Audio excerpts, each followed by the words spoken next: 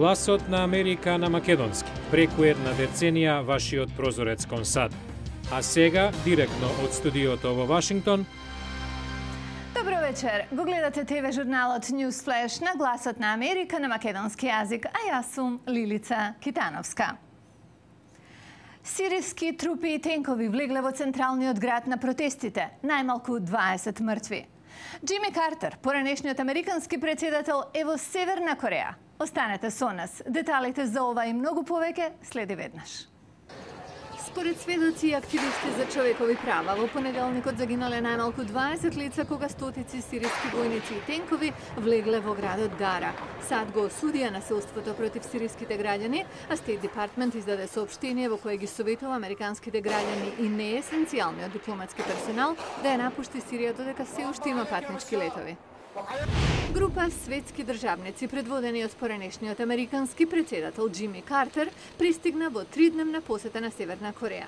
Разговорите со севернокорејското раководство се очекува да се фокусираат на нуклеарни прашања и растечката хуманитарна криза. Картер наводно не носи никаква порака од американската влада. Дейвид против Голијат во плейоф над преварите на NBA.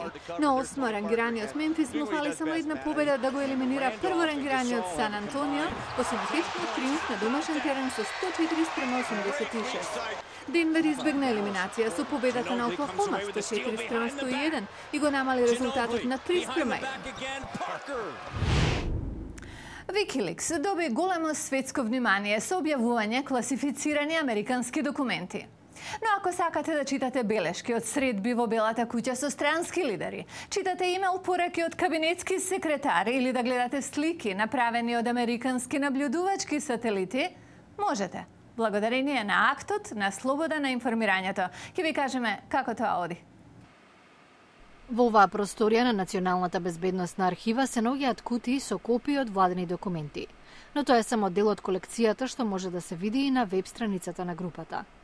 Архивата е започната пред 25 години од група новинари и историчари кои го употребиле актот на слобода на информирањето да дојдат до документи што им требале за истражување. Денес архивот собира материјали на различни теми, ги анализира информациите и објавува книги за тоа. Директорот Том Блантон вели дека пензиониран шпион дури напишал дел од своите мемуари користејќи информации од архивата. Ова е интересен хибрид од различни функции, сите со намера да го направат актот на слобода на информирањето вистинит во најтешката област за пробивање, најзатворената област на американската влада, националната безбедност. Блантон вели дека за некои барања биле потребни 10 па и 15 години, зашто владата се опирала. Особено кога станува збор за проблематичните активности на Американската централна разузнавачка агенција.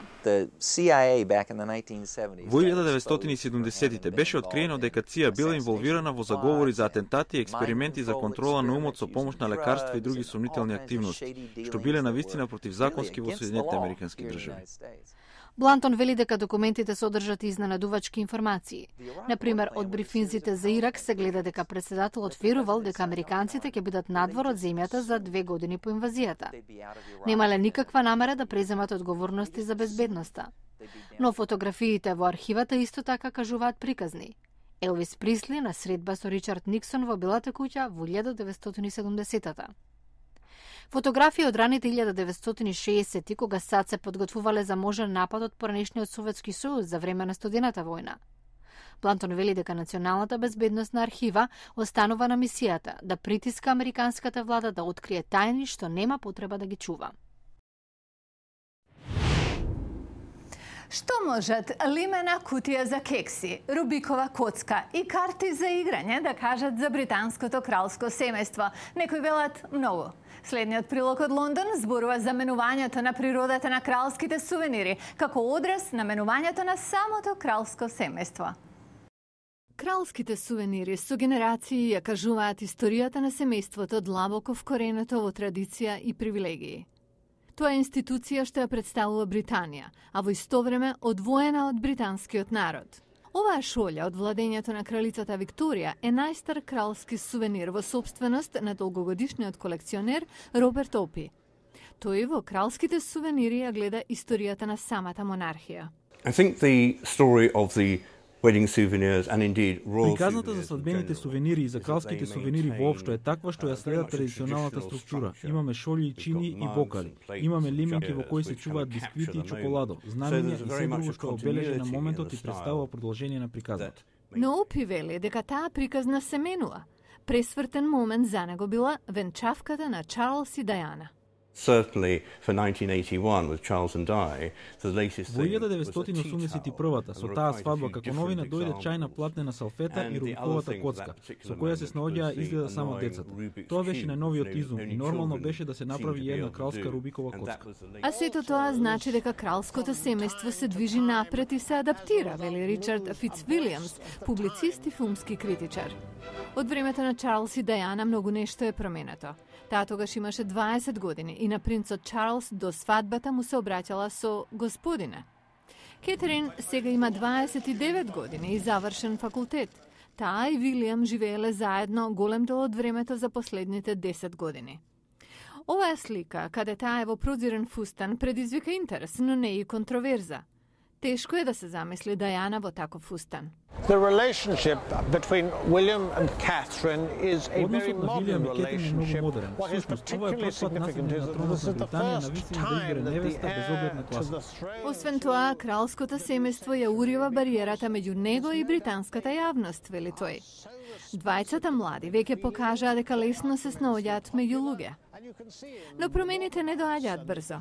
Илустрација за тоа е што меѓу новите сувенири од 2011-та има и класични, како куклата реплика на Кейт Мидлтон. Како и целиот свет, и ние овде во САД не можеме да го игнорираме тоа што се случува во Британија. Свадбата е за неколку дена, а нашиот прилог за утре е портретирање на младенците преку американска призма. Романсата започнала во шкотското градче Сент Ендрюс, каде обајцата студирале. 10 години подоцна таа ќе стане принцеза, а тој е на пат да го наследи тронот. За Кейт и Вилијам, гледате утре во Newsflash. Ова беше Newsflash на гласот на Америка на македонски јазик, а јас сум Лилица Китановска. Многу повеќе информации, како и секогаш, ќе најдете на нашата веб страница. Адресата е гласнааmerika.com. До гледање.